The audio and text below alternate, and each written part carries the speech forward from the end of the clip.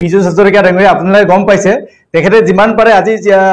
এই যে সিন্ডিকেটৰ কথাবিলাক ওলাই আছে এইবিলাক কথাৰ পৰা নিজক মানে টপিকটো ইস্যু ডাইভাৰ্ট কৰাৰ বাবে তেওঁ সালে বেৰাই কোবাই আছে তেওঁ হেইটো কথাৰ কেতিয়াও উত্তৰ দিব নোৱাৰে তেওঁ খালি কৈ আছে যে কংগ্ৰেছ দল ত্যাগ কৰি ভাল কৰিছে কিন্তু মই এটা কথা কওঁ 2009 চনত যেতিয়া তেওঁ ইউথ কংগ্ৰেছৰ প্ৰেসিডেন্ট আছিল তেতিয়া আমি ইউথ কংগ্ৰেছৰ ষ্টেট কমিটিৰ কাৰণে আমি ইন্টাৰভিউ দিছিলো বেলেগ বেলেগ বাহিৰৰ ৰাজ্যৰ পৰা আমাৰ ইন্টাৰভিউ লবলৈ আইওআইসি পাই মানে যুৱ কংগ্ৰেছৰ ৰাষ্ট্ৰীয় পৰ্যায়ৰ যুৱ কংগ্ৰেছৰ নেতা কিছুমান আহিছিল আমাৰ ইন্টাৰভিউ লবলৈ হেৰিনা যেতিয়া তেওঁলোকৰ কুকৰ্মবিলাক এই যে তেওঁ পীযুষ হাজৰিকা আৰু জয়ন্ত মল্ল বৰদাঙে তেওঁলোকে যে আম আদমি চিপাহী আৰু ইউথৰ নামত যিবিলাক কুকৰ্ম কৰিছিল এই কুকৰ্মবিলাক যেতিয়া মই উদঙাই দিছিলো তেওঁ তেতিয়া হাঁহিয়ে ব্যক্তিগৰাকীক বাহিৰলৈ মাতি নিবলগীয়া অৱস্থা হৈছিলে এইখন ৰাজীৱ ভৱনতে আৰু সেই দিনা মই ৰাজীৱ ভৱনত মই কৈছিলো সেই গৰাকী নেতাক সাউথ ইণ্ডিয়াৰ পৰা আহিছিল নেতাগৰাকী তেখেতক কৈছিলো এই পীযুষ হাজৰিকা জয়ন্ত মল্ল হতে হয়তো এদিন কংগ্ৰেছ এৰিব লাগিব এই কাৰণে কিয় তেওঁলোকে ব্যক্তিগত স্বাৰ্থৰ বাবে কংগ্ৰেছ কৰিছে কেতিয়াও তেওঁলোকে নিজৰ বা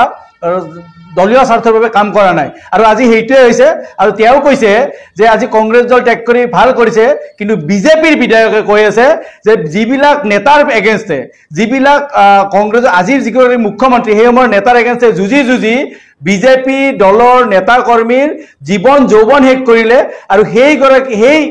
মানে যি বিজেপি নেতা কৰ্মী আজি এই মুখ্যমন্ত্ৰী গৰাকীৰ এই পৰিয়ালটোক কিন্তু কেতিয়াও মানি নলয় হেতু কথা তেখেতে স্পষ্ট কৰিছে আৰু বাৰে বাৰে পীযুষ হাজৰিকা ডাঙৰীয়াই বেলেগ কথা বাদ দি তেখেতে কংগ্ৰেছৰ কথা বেছিকে কোৱা কৰিছে মই জানো তেখেতে কংগ্ৰেছৰ গুটে খেদি লৈ পুৰাছে গুটে কংগ্ৰেছ অভিযানে তেওঁ জিয়াই থাকিব নোৱাৰে গুটে তেখেতক মই এটা কথা ক'ব গৈছো যে কংগ্ৰেছৰ পিছত পৰাতকৈ কংগ্ৰেছৰ যে বিষয়ববীয়াৰ অনুদানেৰে কংগ্ৰেছ দল চলি আছে আৰু এই অনুদান দেখি তেওঁৰ গা জ্বলাতকৈ বিচাই ডকাতকৈ তেওঁ নিজৰ চৰকাৰখনৰ অন্তৰত থকা বিজেপি দলৰ তিনিগৰাকী বিধায়কে মুখ্যমন্ত্ৰীৰ বিৰুদ্ধে জেহাদ ঘোষণা কৰাৰ পিছত তেওঁ নিজে নিজৰ দলৰ কথা চিন্তা কৰা উচিত গুৱাহাটীৰ দুগৰাকী জ্যেষ্ঠ বিধায়ক বিজেপি দলৰ এগৰাকী এসময়ত বিজেপি দলৰ সভাপতি আছিল তেওঁলোকে মুকলি মুৰাকৈ হিমন্ত বিশ্ব শৰ্মা ডাঙৰীয়াৰ চৰকাৰৰ মন্ত্ৰীৰ দুৰ্নীতি সম্মুখৰ পৰা উদঙাই দিয়াৰ পিছত তেওঁলোকে আসলে নিজৰ দলৰ কথা চিন্তা কৰা উচিত কিন্তু সেইখিনি নকৰি তেওঁলোকে আসলে ইস্যু ডাইভাৰ্ট কৰাৰ কাৰণে বাৰে বাৰে তেওঁলোকে কংগ্ৰেছৰ কথা ক'বলগীয়া হৈছে কিন্তু মই পীযুষ হাজৰিকা ডাঙৰীয়াক সুধিব খুজিছো প্ৰথমতে আপুনি সিন্ডিকেটৰ পৰা বাহিৰত যাব নোৱাৰে আপুনি কক এই যে অসমত এই ৰাজ্যখনত যে সিন্ডিকেট চলাই আছে এই সিন্ডিকেটৰ মেইন দালালজন কোন কক এই মহানায়কজন কক কাৰ মাষ্টাৰ মাইণ্ডত এই সিন্ডিকেট চলি আছে হেইটো কথা ৰাজহুৱা কৰক কাৰ মাষ্টাৰ মাইণ্ডত আজি পানৰ সিন্ডিকেট চলি আছে কাৰ মাষ্টাৰ মাইণ্ডত আজি কণীৰ সিন্ডিকেট চলি আছে কাৰ মাষ্টাৰ মাইণ্ডত আজি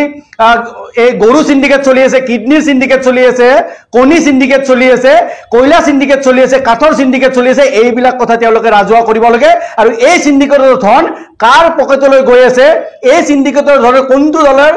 নিজৰ ডাঙৰ অট্টালিকা বনাই আছে সেইবিলাক কথা প্ৰথমতে ৰাজহুৱা কৰক এনে আবুল তাবুল বকি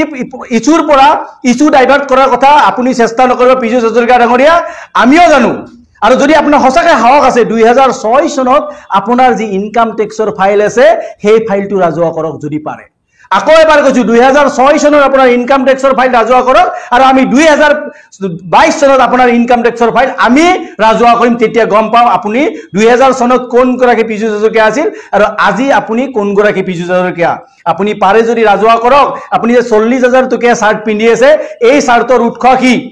আপুনি যে 70 লাখ টকীয়া যে গাড়ীত ঘূৰি আছে এই গাড়ীখনৰ উৎস কি হেইটো কথা কওক যিখিনি সময়ত অসমৰ ৰাজ্যখনৰ ইমূৰৰ পৰা যদি আপোনালোকে যায় ৰাজ্যখনৰ বহু মানুহে পেটৰ ভোকত আত্মহত্যা কৰি থকা সময়ত আপোনাৰ পৰিবাৰে ডুবাইলৈ গৈ পেণ্টৰ সাইজ চেঞ্জ কৰিবলৈ গৈছে পেণ্ট ফিটিং কৰিবলৈ যে গোৱা কথা যে ভিডিঅ' যে ভাইৰেল হৈছে এইবিলাকৰ উৎস কি আপুনি প্ৰথমতে কওক কেনেকৈ যিখিনি সময়ত মানুহে খাব নাপায় মানে আত্মহত্যা কৰিছে এইখিনি সময়ত আপোনাৰ পৰিবাৰে গৈ ডুবাইত গৈ পেণ্টৰ সাইজ চেঞ্জ কৰিব গৈছে পেণ্ট ফিটিং কৰিবলৈ গৈছে বুলি সকলোৱে জানে সেইবিলাক কথাৰ উৎস কওক কেনেকৈ মন্ত্ৰী হোৱাৰ সুবাদতে কেনেকৈ গুৱাহাটী ইউনিভাৰ্চিটিৰ ফকলত PhD ললে যিখিনি সময়ত যিদিনা ভাইবা চলিছিল সেইখিনি সময়ত আমি জনামতে তেখেতটো ডুবাইত আছিলে কিন্তু ডুবাইত থকা ব্যক্তি এগৰাকী কেনেকৈ ভাইবা দি তেখেতে গুৱাহাটী ইউনিভাৰ্চিটিত ফকলৰ সিট ললে সেইবিলাক কথাও ৰাজহুৱা কৰক যদি আপোনালোকে সঁচাকৈ নিকা তেতিয়া আমি মানি লম আৰু যদি নিকাকৈ যদি আপোনালোকে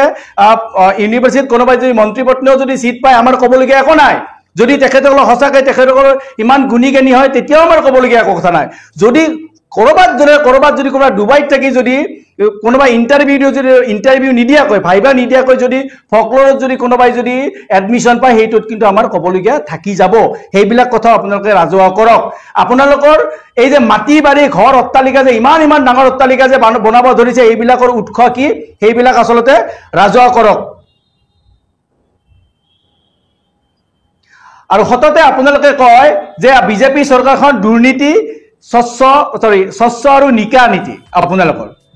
স্বচ্ছ আৰু নিকা নীতিৰ কথা মই ক'ব খোজো যে এই যে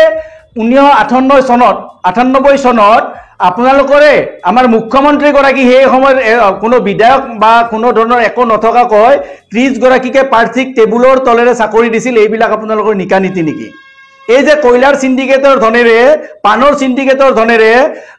কণীৰ সিন্ডিকেটৰ ধনেৰে কাঠৰ সিন্ডিকেটৰ ধনেৰে যে আপোনালোকৰ যে দলবিলাক চলি আছে বা আপোনালোকৰ নেতাবিলাক চলি আছে ডাঙৰ 70 লাখ টকীয়া গাড়ী লৈ আছে 40,000 টকীয়া শাৰ্ট পিন্ধি আছে 23 লাখ টকীয়া ঘড়ী পিন্ধি আছে এইবিলাক কথা আচলতে আপোনালোকে ৰাজহুৱা কৰক না এইবিলাকে আপোনালোকৰ নিকা নীতি সেইটোৱে কওক নে এইবিলাকক আপোনালোকে কয়লা নীতি বুলি ক'ব নে পানৰ নীতি বুলি ক'ব নে আপুনি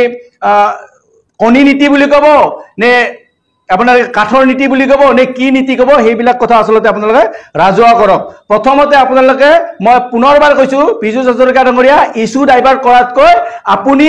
এই যে অসমত যে সিন্ডিকেট চলি আছে পুনৰবাৰ কৈছো পানৰ সিন্ডিকেট মাছৰ সিন্ডিকেট সুপাৰী সিন্ডিকেট কয়লা সিন্ডিকেট গৰু সিন্ডিকেট কাঠৰ সিন্ডিকেট হেগতে আমি কিডনি সিন্ডিকেটৰ কথা শুনিছিলো এই সিন্ডিকেটবিলাকৰ মাষ্টাৰমাইণ্ড কওক আৰু এই সিন্ডিকেটৰ ধন কোন গৰাকী বিজেপি নেতাৰ পকেটলৈ যায় কোন গৰাকী বিজেপি মন্ত্ৰীৰ পকেটলৈ যায় সেইবিলাক কথা ৰাজহুৱা কৰক তাৰ পিছত আপুনি কংগ্ৰেছৰ পিছত পৰিব মই এটা কথা কওঁ কংগ্ৰেছৰ প্ৰদেশ কংগ্ৰেছৰ সভাপতি ভূপেন বৰা ডাঙৰীয়াৰ নেতৃত্বত কংগ্ৰেছ এতিয়া বহু শক্তিশালী আৰু আপোনালোকে কংগ্ৰেছৰ উত্থান দেখি ৰাহুল গান্ধী ডাঙৰীয়াৰ নেতৃত্বত ভাৰত জোৰৰ যি উত্থান দেখিছে এই উত্থান দেখি আচলতে আপোনালোকৰ